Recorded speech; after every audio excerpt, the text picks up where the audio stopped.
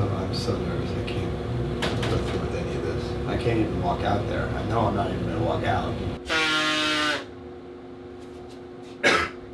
You can tell them to put the microphone away and put the chairs away. Come on. You can tell them that they can put a close sign on the theater. I'm not gonna do it. I'm too afraid to do this.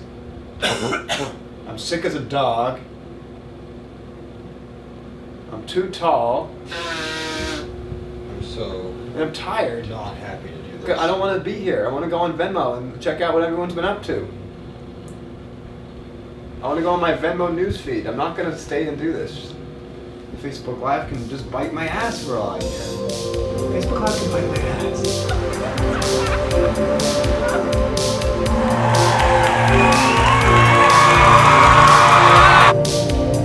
Hello, Chicago. Thank you so much for coming. Hi. Oh, no, you don't. Okay. It's really nice to be in Chicago. I was just in the South yesterday, and people have a hard time with this in the South. It's, when this walks into the gas station, it gets a load. I noticed, though, there's a big, even in rural Illinois, there's a big difference, though, between this and this. This gets, how you doing, buddy? Okay, good to see you, buddy. I'm not thrilled about what's happening, but you're on the right track, okay?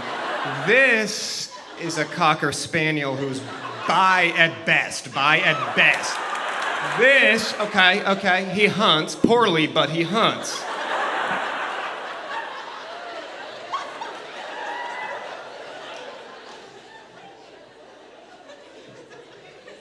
I walked out in this blazer in Orlando, and a girl, the distinct voice of an 11-year-old girl says, "I have that blazer!"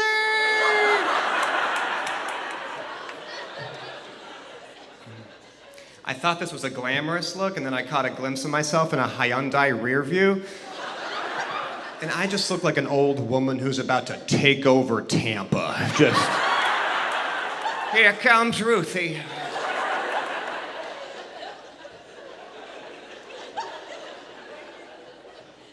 I've already broken I took back when I started doing stand-up comedy in like the 1960s, I took this course in Boston with this guy named Eddie. I've already broken Eddie's big rule, which was if you don't take he was like 5'1" and just like always slamming O'Doul's, just non-alcoholic beer. He said, if you don't take the microphone out of the stand in the first 15 seconds, you're screwed. And so for the first, 6 months of doing stand-up, it'd be like, give it up for Chris Fleming. And I'd be like, how's everybody doing tonight? Are we drinking? Are we drinking? Are we dating? Are we dating?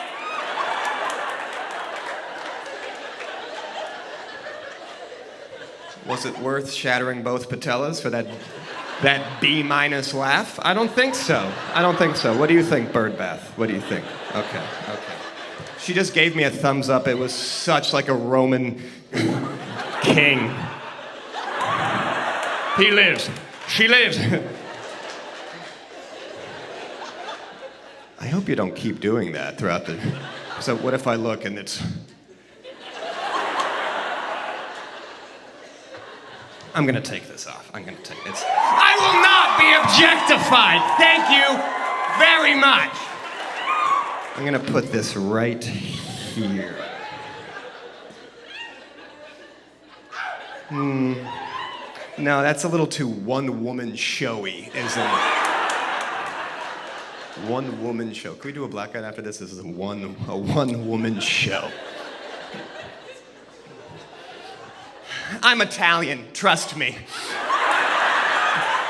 1 second, Greg. I said 1 second, Greg. Greg wasn't like the other guys. He could see that I was Italian. He didn't mind when I poured marinara sauce in my glove compartment and stored it there. And whenever I opened it, it would spill on me like I was some kind of Italian Carrie. Greg could drive. God, could he drive.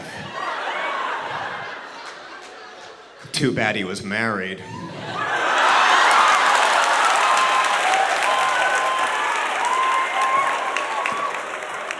And how's everybody feeling today? What if I could do that? Standing ovation. That's jujitsu shit right there. You gotta be a samurai for that. Oh, you saw my gold tips. All right, well, at least it's not at least it's a dress rehearsal. All right, let's get this. Belts are for narcs.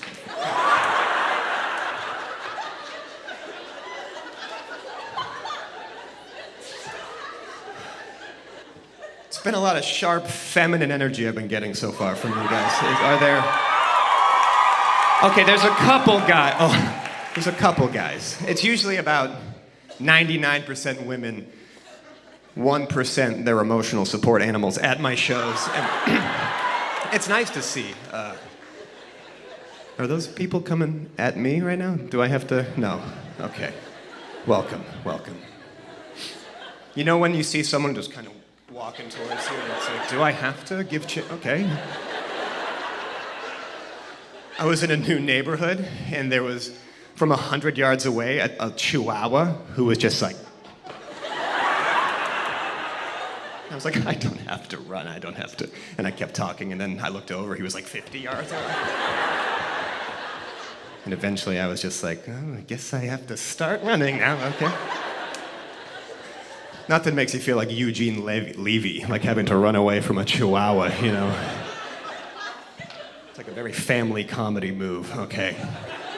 Yeah, so no, it's nice to see some guys out there. That's nice. I don't know if it's nice, actually. I don't know if it's nice. I feel like about 80% of my adult life is just meeting people I don't care about's boyfriends. And I come from a really grotesque social circle. Like there's a real like study abroad vibe going on.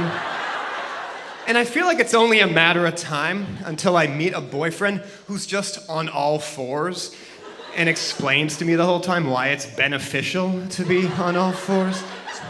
Cheers, I'm Nicholas.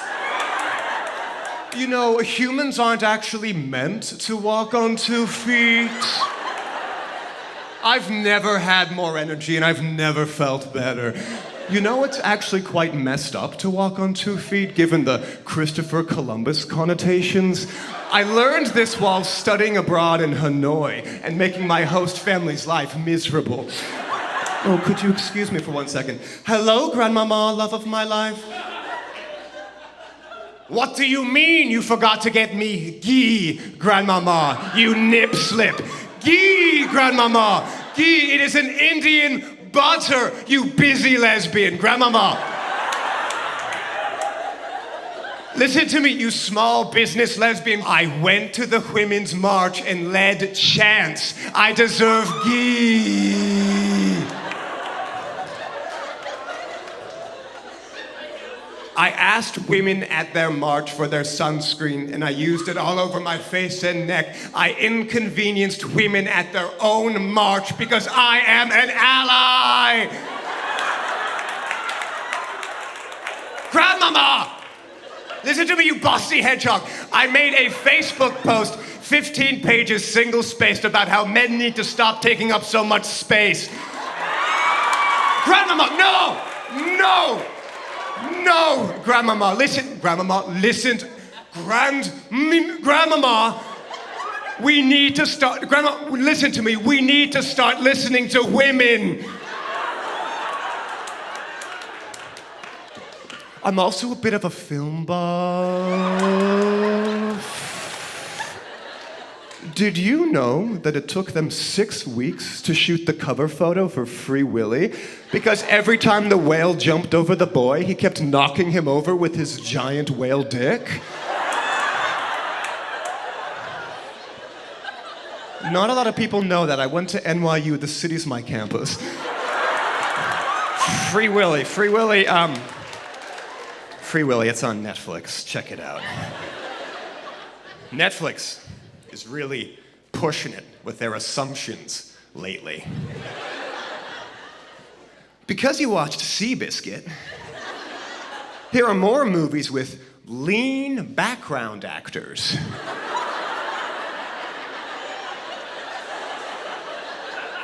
What? Here are more equine dramas that employ a pansexual gaffer. But how is that an algorithm?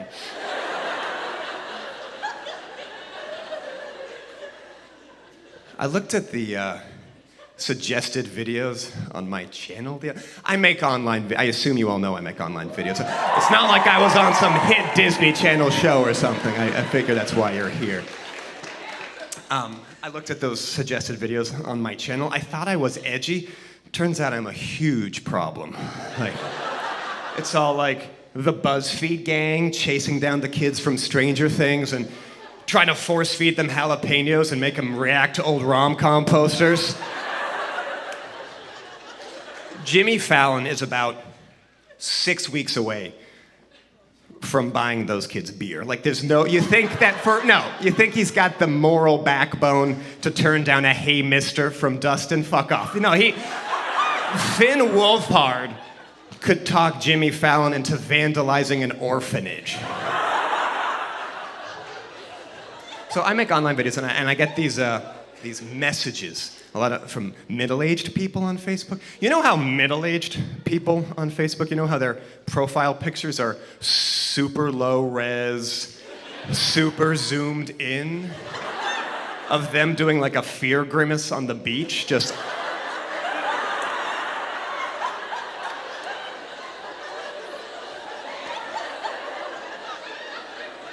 It reads more like a missing persons ad than a profile. Did you hire a shitty private investigator to make your profile, Peggy?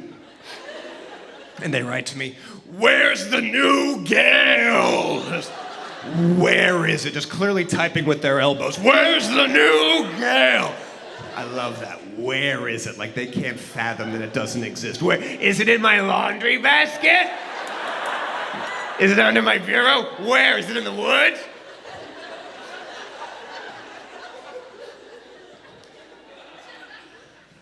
I'll either get messages like that or these emails from, oh, that guy loves emails. His humor is very email-based. Shh, Bill, he's talking about emails. I wonder if it's Gmail or Yahoo. I get these emails from these shitty new streaming startups, like Bijo.tv. And they'll write to me, they'll be like, "Hey, Chris!" Spell my name like with like a K and two Z's. "Hey, Chris! It's Ty from Bijo.tv. Recently came across your channel. Love what you're up to. Was wondering if you wanted to come make bad videos for us for free and live in a well in our yard. Every morning we'll splash you with a bucket of half and half, then we'll taunt you with photos of your loved ones to inspire you to make that free content. Then we'll feed you birdseed out of an old Tonka truck, you piece of shit. Also, because we love your content so much, well, we're willing to give you a special offer. If you're willing to be a surrogate for the rancid old man that lives at the top of our water tower, we'll give you unfettered access to our fonts database.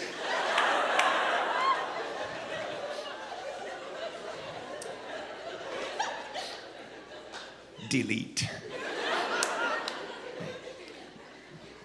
Then he'll write back 2 weeks later and get my name just completely wrong. "Hey, Josh! Just circling back.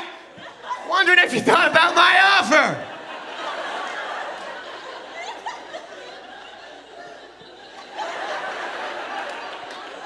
Recently signed a new distribution deal with Samsung Galaxies. You know, the phones that blow up on planes. We want to put your videos in zoo gift shop bathrooms. But instead of paying you money, well, we want to tie you to a wayward donkey who's then going to take you to your old middle school crush's houses.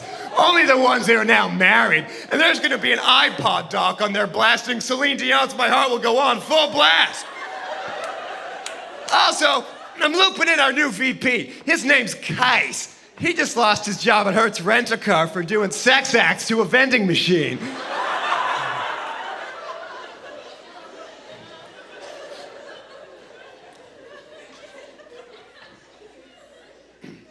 Then occasionally I'll just get an email like, "Chris, the neighbors want to know if you're trans. Write back, love, Dad."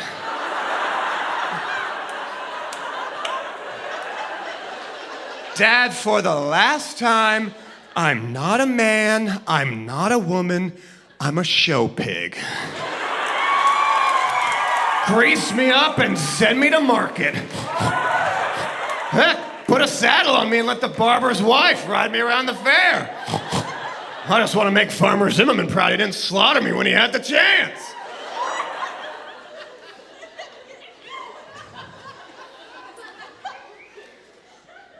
One of the sad things about this job is I can only drink water when you guys are laughing.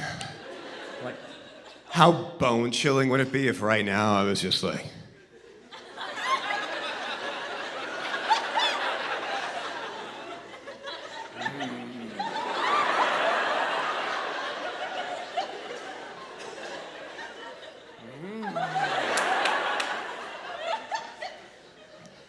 The tragedy of the hydration of the clown.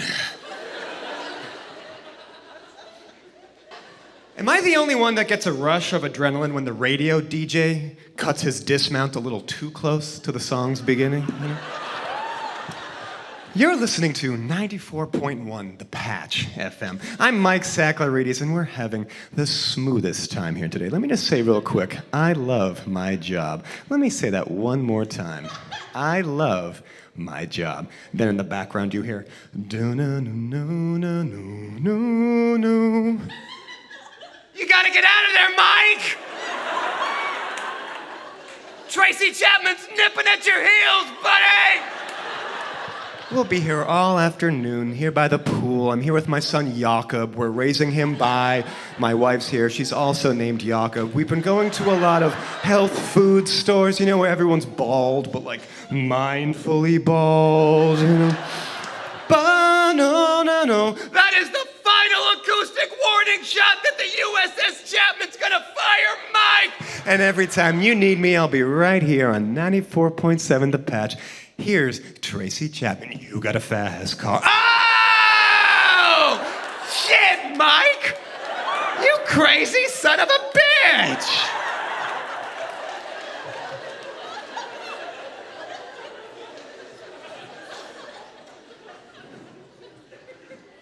Oh yeah, we got a lot of equestrian boots in the front row, yeah. No one buys tickets early like equestrians. And they're the first to arrive.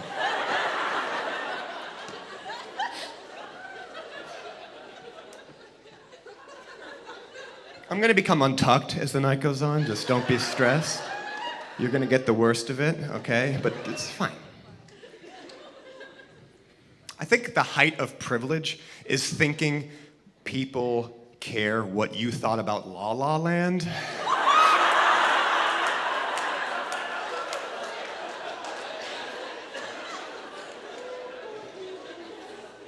That being said, I wasn't a big fan of it. This tissue's unrelated, I just have a cold. I've lived in LA for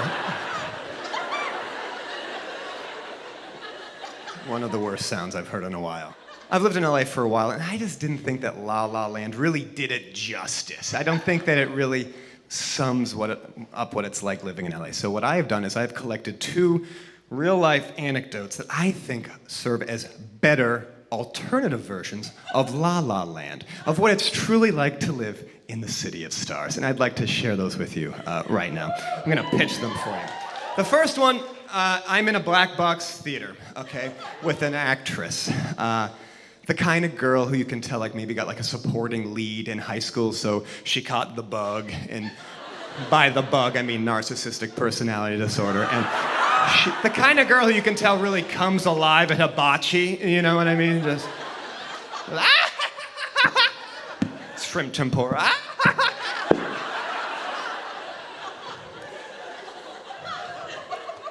And she is explaining to her friend her acting range, okay? And I'm trying to kind of get through. It's a thin hallway, and I'm trying to kind of Catherine Zeta-Jones my way through, but she's an actor, so she's not concerned with other people's needs. And so I'm She's like, yeah, so casting directors these days, they either see me as cute, dorky girl next door, or sexy chanteuse. And on Sexy Chanteuse, she poked me so hard in the jaw that I flew against a piano. And I blacked out temporarily. Maybe not from the blunt trauma, but maybe because I had never seen such an accurate archetypal representation of a region. It'd be like going to Denver and seeing the Lumineers at an anthropology. It would be like going to Seattle and seeing Kurt Cobain just King Konging on the Space Needle. It'd be like going to Washington, D.C. and seeing me and Mike Pence hooking up. Just me and Mike Pence just bouncing butts like Mowgli and Baloo style. Now, if someone had overheard me talking about my acting range, I would have to just sit by a reservoir for 24 hours and think about what I've done.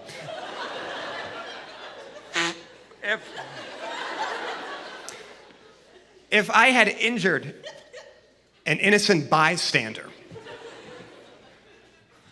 on Sexy Chanteuse, I would take the plates off of my Mazda and I would drive north to the Yukon and just start over until things blew over and just work at a packed sun, okay? Like, not what she did. No, what she did instead was simply say, oops! Roll credits, La La Land. I think that would be a lot better version. Very brief.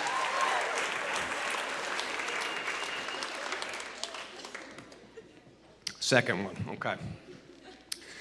I have these two friends, Diane and William, from theater school. Just real unforgivable time steppers, okay? Just so into theater.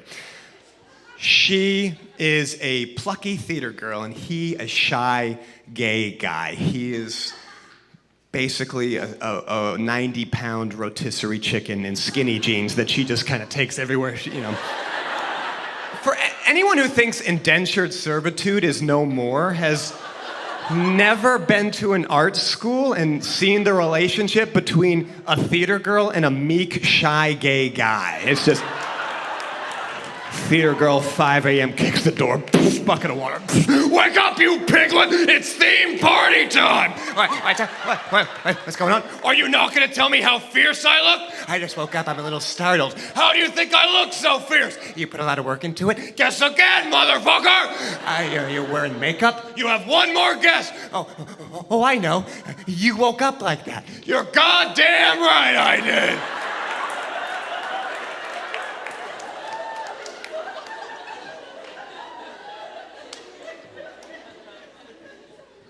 So they come over to my mud hut one afternoon, and they tell me that they got signed to an agent. And I'm like, wow, usually people from my school, we don't get signed to agent. Okay, well, that's great, guys. And they're like, and guess what? It's the same agent. Okay, rewind a little bit. The first thing that I did when I moved to LA, I was a companion for a man with Down syndrome. I would take him to lunch in the movies, and we'd play basketball and whatnot. We're still really close friends. He's very funny and very cruel to me sometimes. Last time I went to go pick him up, he was like, Chris, why are you wearing pajamas? And I'm like, these are like the best clothes that I own, dude. And he was like, you look like a stepmom. I don't need this right now. So he likes to sing. And so I found this arts rec center for people with developmental disabilities where, you could go up and perform and sing and act and do whatever, and then just sit back down and watch everyone else do it. And it seems like a wonderful thing. If I were anywhere else in the world, I'd be like, oh, this is so great. But since it was in LA, I was like, I have a pretty nasty feeling about this. So something seems a little, whatever. Oh, okay. So my friend goes up, he sings, sits back down. I think that's it. That's never it. A woman pops out from this doorway, and she gives us one of these. And she says, Randy wants to see you. Now, I've yet to have a good experience with a Randy, so I'm not looking forward to, but my friend and I were, okay. We walked down this long, smoky hallway. Everything's like buttered popcorn yellow, and it's very 80s in a bad way. And we get to this smoke-filled room, and there's Randy. Randy looks like he's like a Chrysler LeBaron come to life. And he looks to my friend, he goes, "You got something, kid. I'm gonna take you to the top. How are you at auditions?" And I'm like, oh, of course this place is not a utopia. This is LA. This rec center is a front for the greasiest, worst agent man alive right now. Okay. And he goes, "I'm gonna take you to the top. I wanna sign you today." And I look behind Randy, and there were about 150 headshots of people with Down syndrome behind him. And my friend is just not having it. And he's just looking at Randy like, I came here to have a good time, dude, not sign a backdoor management deal with a guy who looks like he's been living off of combos since the Reagan administration. So Randy, my friend goes, "Let's go get some lunch," to me, and we start to head out. And Randy starts getting desperate. He goes, "All right, let me tell you about the company. Okay, I wanna work with you starting today. I'm gonna take you to the top, kid, okay? We represent all sorts of people with developmental disabilities. This is Bobby, he's in an FX pilot. This guy's Richie, he's gonna be on CBS in June. Oh, and we just also happen to sign 2 new folks who don't have developmental disabilities." Pan over about a half mile on the wall, 2 lone headshots, my friends Diane and William. Blackout, La La Land.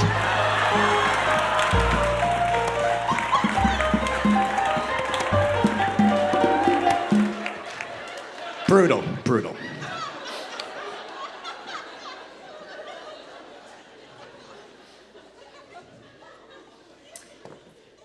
So my friend has a cat, and I have a Bichon, and I spend about 45 minutes saying hello to said Bichon when I go home. "Oh my God, hi." And my friend wanted to introduce me to his cat.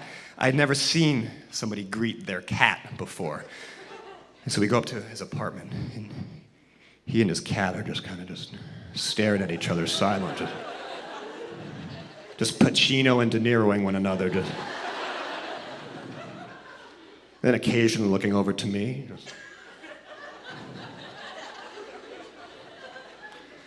And I'm like, "What are you guys, like a polyamorous couple or something? What is..." You know how there's something kind of...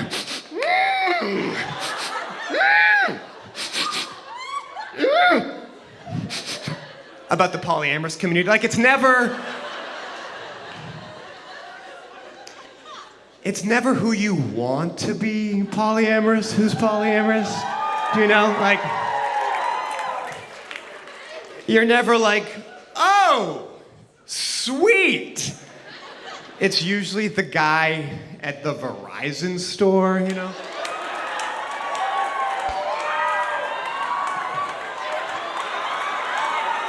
Who wears vests to parties.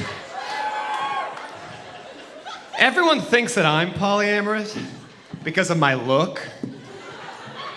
I'm not, okay? And I just want to make one thing absolutely clear, okay? Just because I have bad hair doesn't mean that I'm polyamorous. Yeah. We've been meaning to tell you for a while. We're poly now. There is something very about polyamorous couples.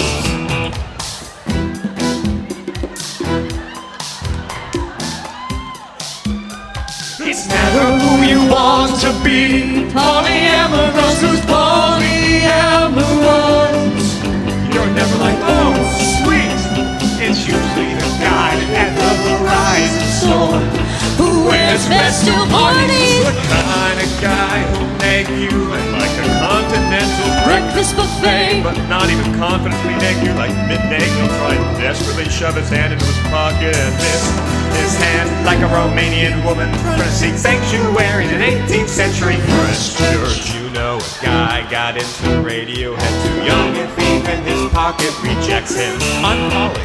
And when they tell you it's with such speed, like a dog dropping a rodent carcass at your feet, like this only benefits you and is menacing to me and everyone else. It's never who you want to be. Polyamorous, who's polyamorous. You're never like, oh, sweet. You're usually like, can I get a helicopter to take me to safety? It's so nice to see you, but we do have something real quick that we just need to tell you about. Oh, sure, tell me. We're polyamorous. Oh,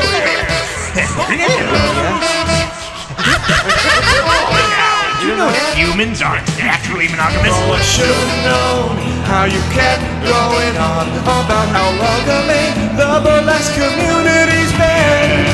Come here! How long have you been hunting me? Come back, little pastry!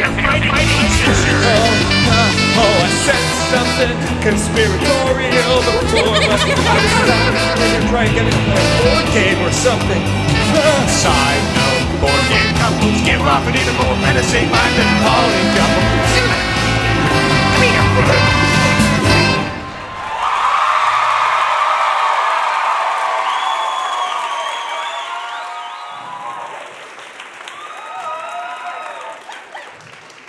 I think with the burlesque community,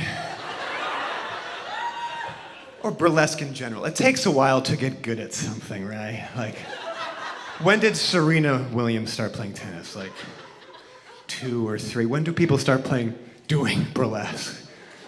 28? Like, I started skateboarding at 28, but I don't make my friends and family pay money to see me do it poorly while getting menacingly more and more nude.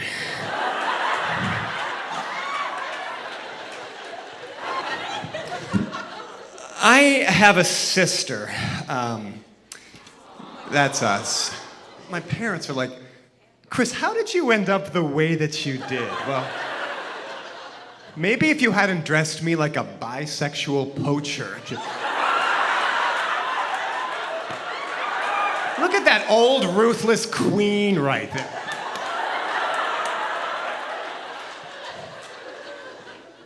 My sister's okay. My sister's older than me, even though everyone thinks I'm older. People are like, Jesus, Chris, you're younger? What happened? Did you witness a murder? Did your dad do a Ponzi scheme or something? Why do you look like those things they put on goats so that they can sleep easier at night?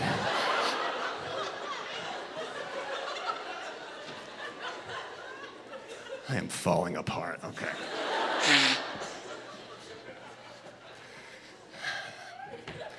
At least we're not taping it, okay. She's super overprotective of me too. She lives in Massachusetts and I live in LA. And whenever I call her, she's like, "Are you okay?" And it's like, "Yes, Katie, and if I were being punished by a coyote right now, why would I call somebody 3,000 miles away with an art history degree?" Like, "Yes, Katie, I need to know, did Monet grow up in France or just live there when he was older?" She's super overprotective at very strange, erratic, inappropriate times. It's like when your seatbelt decides to randomly lock and you're stuck doing this little street performance, and it's like, I appreciate what you're trying to do, but I'm doing 4 miles per hour down my driveway, you narc! I grew up with girls, almost communally with my sister and 2 female cousins. And one of these cousins got married recently. And so they had to give me a job at the wedding, but they wanted to give me the most anodyne, innocuous job so as to not contaminate the rest of the wedding with any of my fruity business, you know? So we're Catholic, and so my job was to take the gifts up to the altar, the wine, aka the blood of Christ, and give it to the bride and groom, who gives it to the priest, who then blesses it and distributes it to the rest of the church. Now, my family is very elegant and proper, and I look like a Halloween decoration. And my family has made it very clear through a series of looks and gestures that One more slip up and I am out. That's it. So I'm taking this job very, very seriously. So the day comes. Okay, I get the wine. Okay, I walk down the aisle. Okay, you got this, Papa. You got this, Papa. I give the wine to Chris, the groom. Now, Chris is not Catholic, but he's been around for the rehearsal, so I assume he knows what's going on. He says to me, "What do I do with this?" Now, Chris and I have a very jokey relationship, and I want to and yes him. So I say, "You chug it."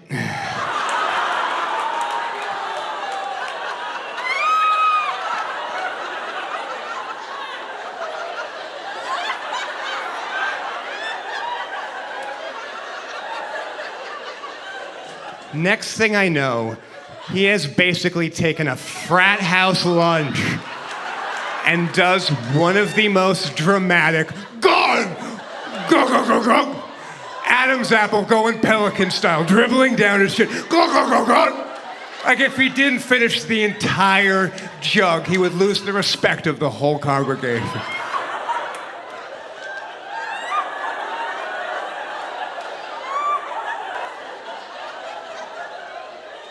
I looked to my family to try to communicate to them non-verbally.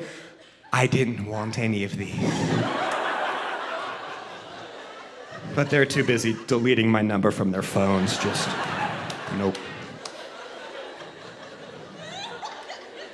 At this point, the bride screams, "No!" There's something very Stephen King about seeing your kin in a wedding dress scream no.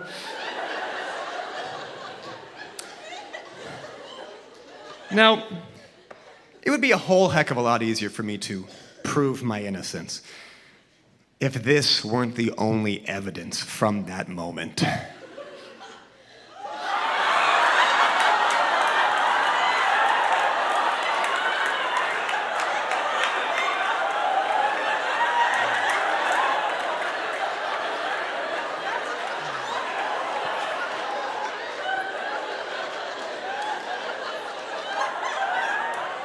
It looks like my cousin Johnny and I have been preparing this Shakespearean vengeance since the 80s.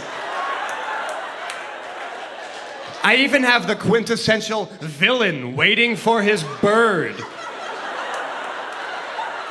so they can sit in the tower and watch the world burn. Just, yes, all is going according to plan. Yes.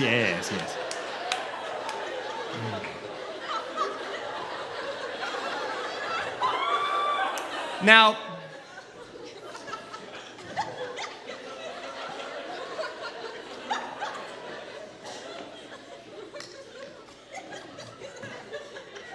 the laughter couldn't be less cohesive in this room.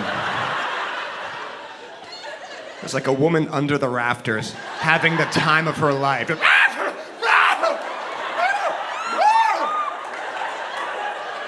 There's an old poet who I'm not going to point out, but you all know who he is, sitting in the middle of the room just...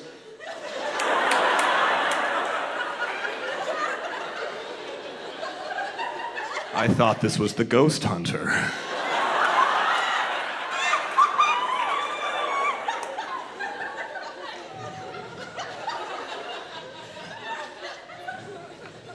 It's just really alarming to hear like equestrians having the time of their lives. Because there's like a wall, like I need to get past that, and there's definitely nothing happening in like row 6. Then the Phantom of the Opera just came in, just, Christine, Angel! But like still, that doesn't help me because he's up in the rafters.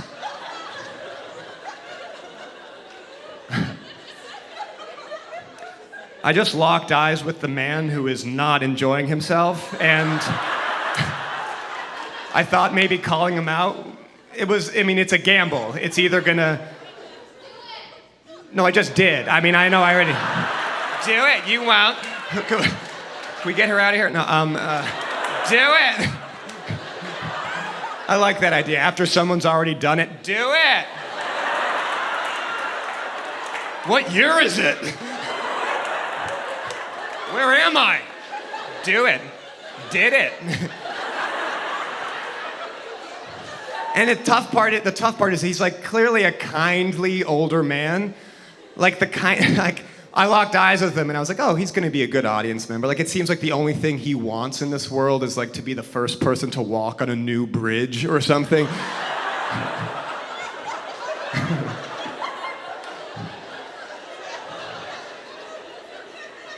But he does not like the Zydeco that I'm slinging out there tonight, I'll tell you that.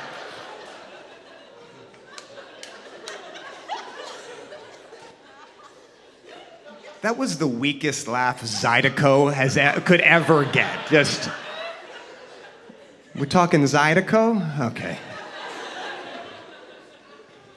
So when something like this happens, you have to at least consider going away for a long time and living in isolation, which is not that different from what I do anyway.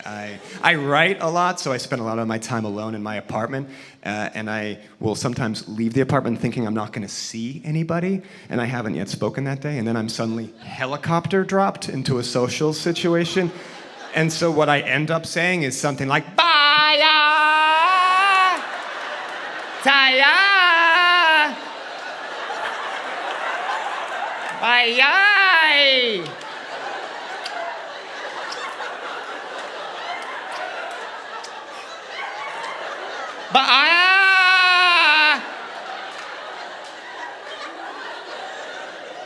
Because you know when you haven't yet spoken that day and... Hi, Chris. Ba! Ra!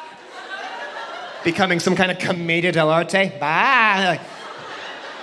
If you spend a long enough time alone, you can forget you're even a person. You're just like, I'm a buoy, right? Yeah, I'm a buoy. Yeah. Hi, Chris. Oh, right, I'm a person. You have to recontextualize yourself. Like, oh, yeah, I went through K through 8 in driver's ed. Oh, right. I tore my meniscus Irish step dancing in my bedroom in 2003. True story. Right, I'm a person. Oh, right. Oh, I got a hand job to that Goo Goo Doll song, and she abided by the tempo change. Do you know that song?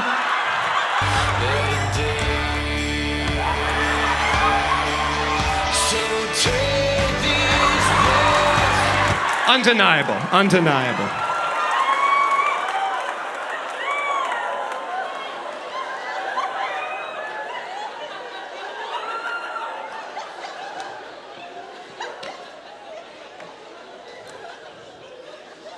No mortal bore of woman can deny that tempo change.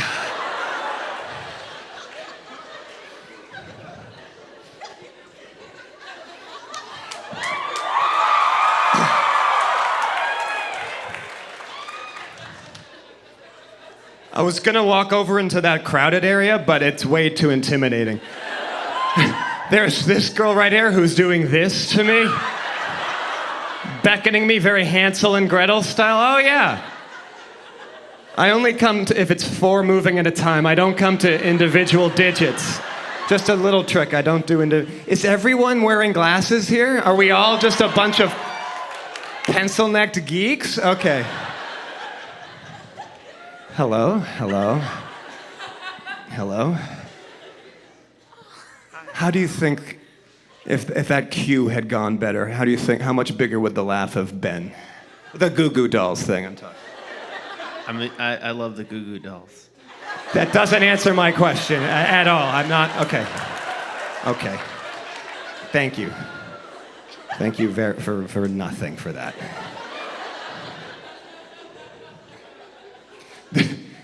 This young woman is like looking like she's not even here to see me right now, just not making eye contact, just... I'm trying to look like she's interested by these 2 little things over here, these... Oh, yeah, I actually like bold theater, like this stuff, this kind of Jim Henson moves right here, these 2 guys. I want to know their story. I don't really care about what you're talking about. I'm here for these. I like your bag. I like your shirt. Oh, we got a real jungle... I'm a magenta jungle cat, and you're the real deal. Wow. Do you want to prowl around on stage with me?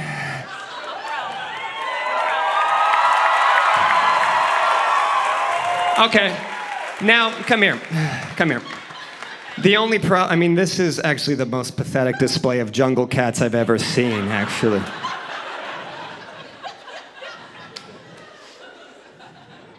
What have jungle cats become, really, if you...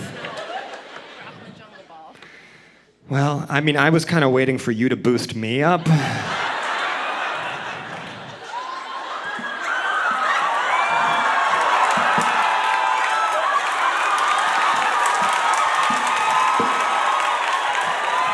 Come on, Nick. A little bit further, then.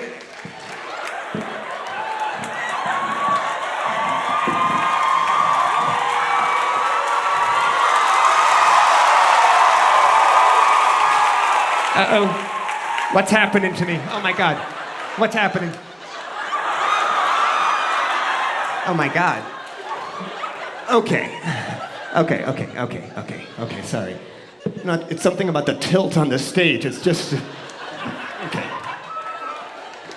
Give it up for my jungle cat friend right here. Thank you. Thank you. Thank you. Where would I be without you?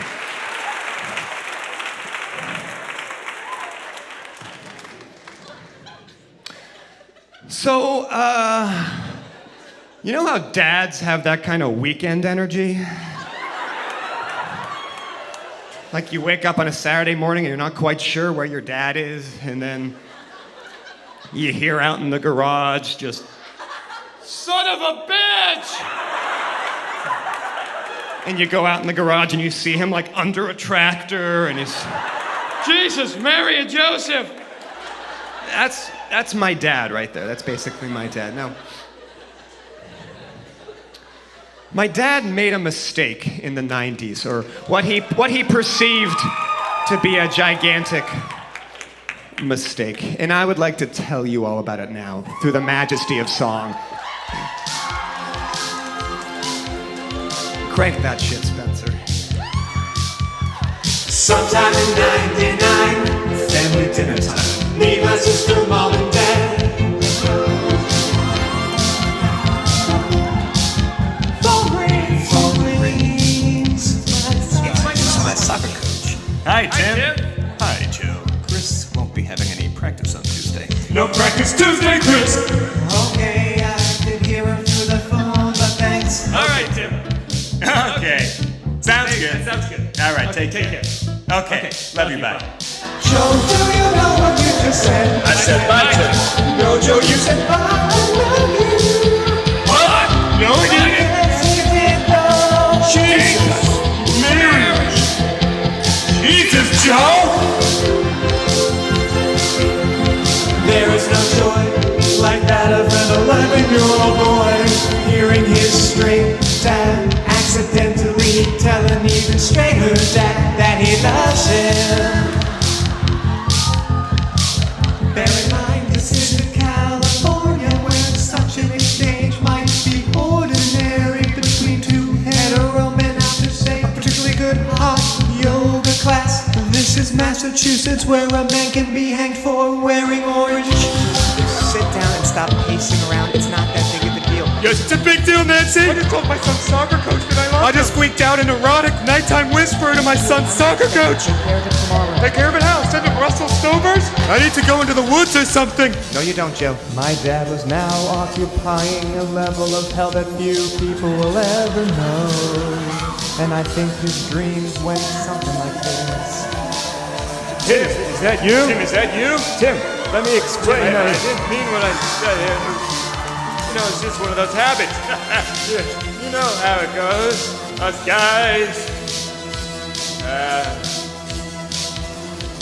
Okay, I gotta go. I love you, bye. Oh my God, why did I say it again?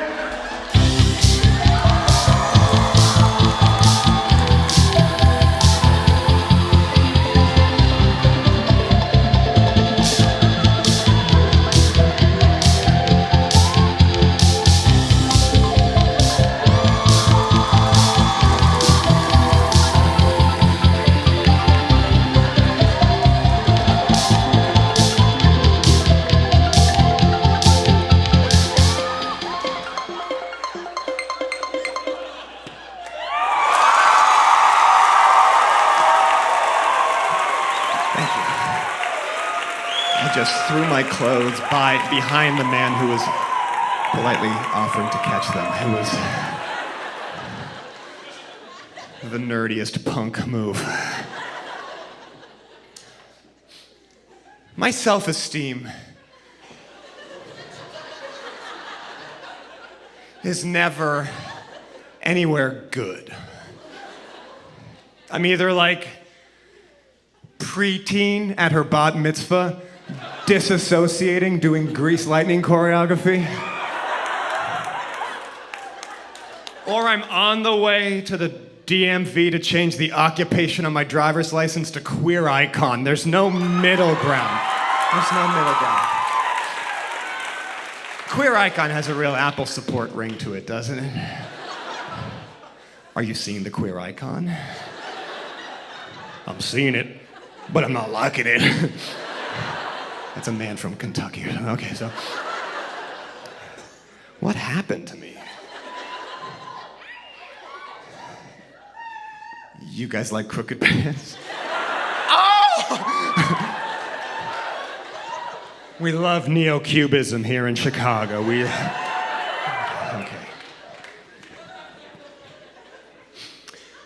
And I can very quickly take the self-esteem tower of terror from one extreme.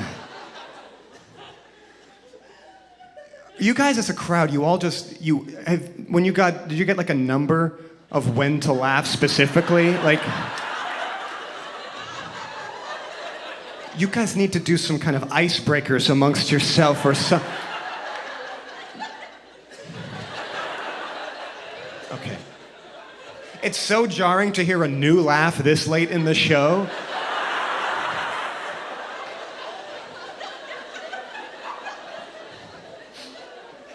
I can very quickly take the self-esteem tower of terror from one extreme to the next.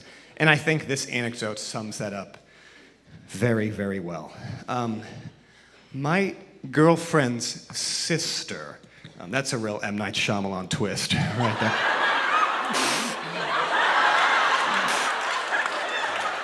Oh, I forgot, you're a Del Close town. You like the old vaudeville tricks. Oh. He hasn't utilized the trick of 3 enough.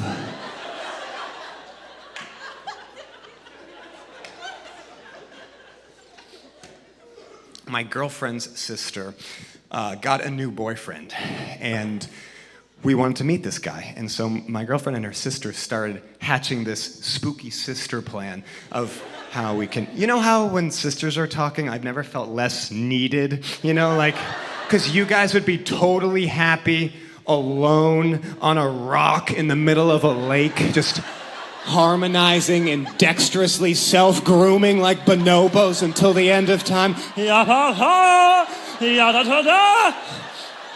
The only time sisters ever need anybody else is when they get in a blowout fight and it gets too bad, then they'll, for each other, then they'll just slowly start facing you. It's like a liberal conservative split screen and you're Anderson Cooper getting woken up at 4 a.m. like, I didn't know I was working today.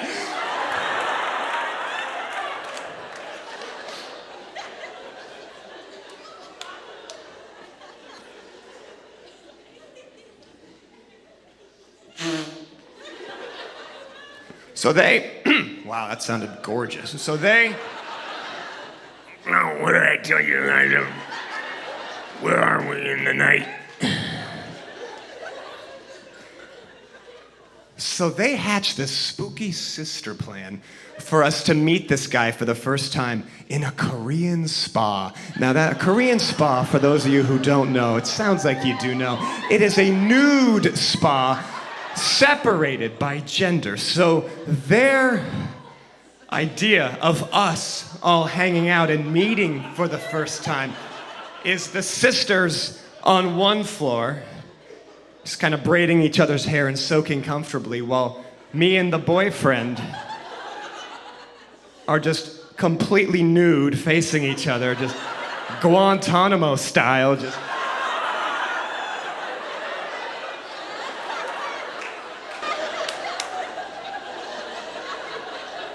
And me meeting guys already is a nightmare. I'm very Amy Adams in Arrival, holding up a whiteboard that says, Tracy Chapman!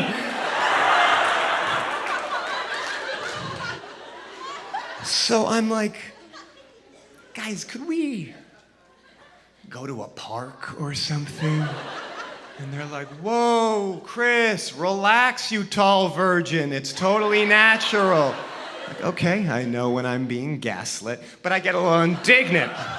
I'm like, okay, I'll go, okay, but I will be driving alone. Thank you very much. And they're like, okay, Chris, well, it's pretty complicated once you get there and everything's in Korean, so we should probably give you the instructions of what to do. I will not be needing directions. Thank you very much.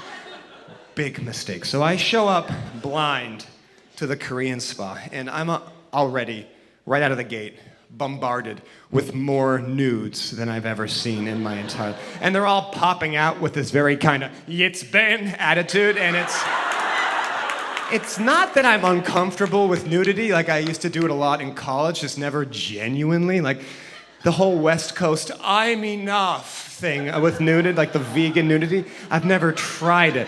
But the more I'm looking at these guys, walking around, it's something beautiful about it. It's like they've been here since the dawn of time, with all these nude men of all different ages and whatnot. I'm like, you know what, Chris?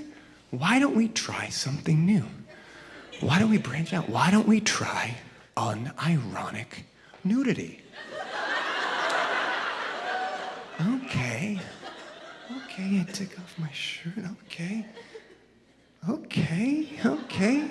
What doesn't kill you makes you stronger. Sing a little louder. Doesn't mean I'm lonely when I'm alone. This feels kind of good, actually. Okay, what doesn't kill you makes you stronger. Sing a little louder. Doesn't mean I'm lonely when I'm alone. Emphatically throw my clothes off. Okay, Chris, you're branching out. Okay, I can do more stuff like this. What doesn't kill you makes you stronger. Sing a little louder. Doesn't mean I'm lonely when I'm alone. Walk down a corridor. Not quite sure where I'm going. Everything's in Korean. Up some stairs. Doesn't kill you much stronger. Stand a little taller. Doesn't mean I'm lonely when I'm alone. Korean woman employee fully dressed. You need to put some clothes on!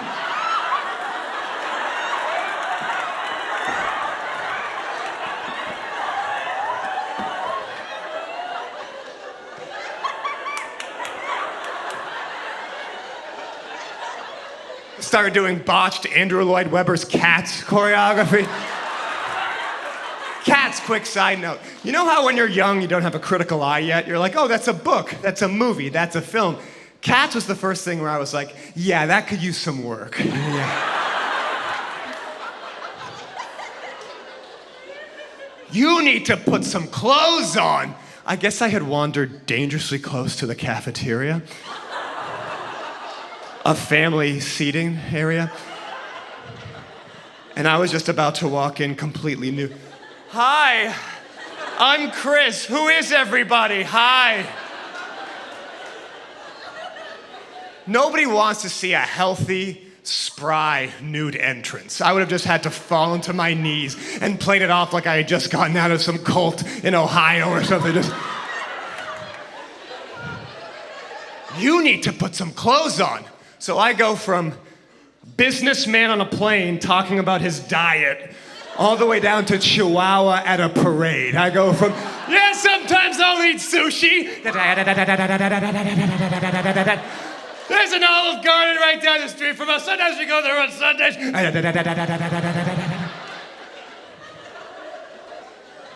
You need to put some clothes on. So I just start running nude.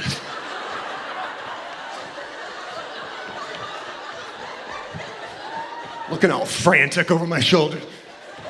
And I find the shorts that they give you a uniform that you have to wear, shorts and a t-shirt. I find the shorts, thank God, okay. And I go to the front desk, I'm like, hey, I need to get another shirt. They're like, you need to be wearing a shirt to be in this area. You're right, I should never have called, okay. By this point, I've aged like 60 years. I'm like a spa scavenger, I'm just an old woman with a grocery cart and a coyote in it, just.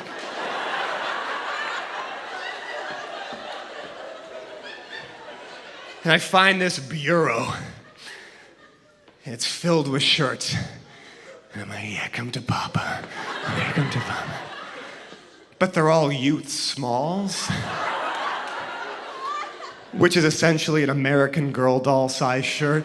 But I'm like, fuck it, I need to. Come on. Come on. Yeah, you can do it. At this point, a night watchman, who up until now has taken pity on me, says, "Those shirts are for babies."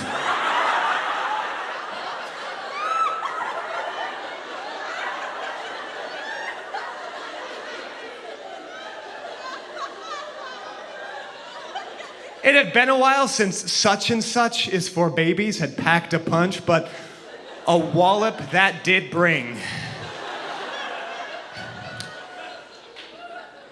And then, my friends, I said perhaps the most pathetic, impotent thing any adult has ever said. I know it's for babies.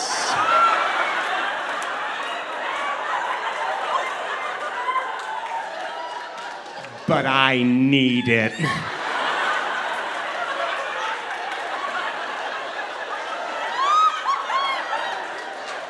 I know it's for babies, but I need it. You think Paul Newman ever said anything like that? You think Obama's ever been out on the town with Michelle and he goes, "You know what, Michelle? I know it's for babies, but I need it."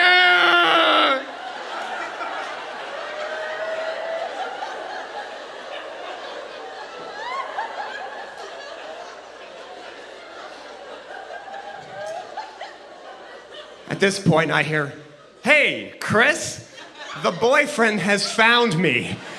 And the first words he's ever heard me say.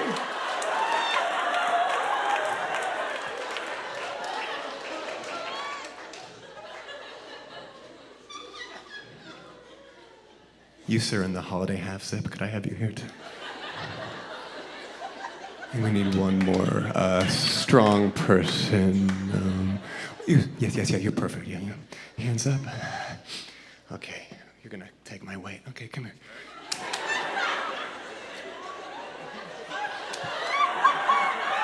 Face me this way. I know it's for babies, but I need it.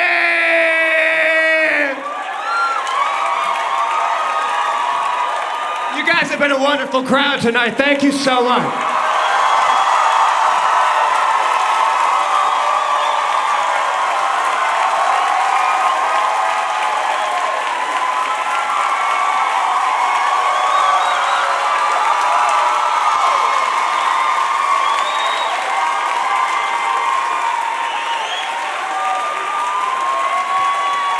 Give it up for the band. Neyla Pekarek of the Lumineers, Stelth Ulvang of the Lumineers, Brian Heveron-Smith, definitely not of the Lumineers.